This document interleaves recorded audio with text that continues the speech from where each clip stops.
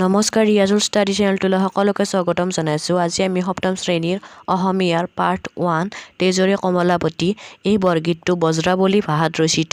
এই বৰগীতটো শ্ৰী শ্ৰী মাধৱদেৱে ৰচনা কৰিছিল। এতিয়া বলা ভিডিঅ'টো আৰম্ভ কৰোঁ।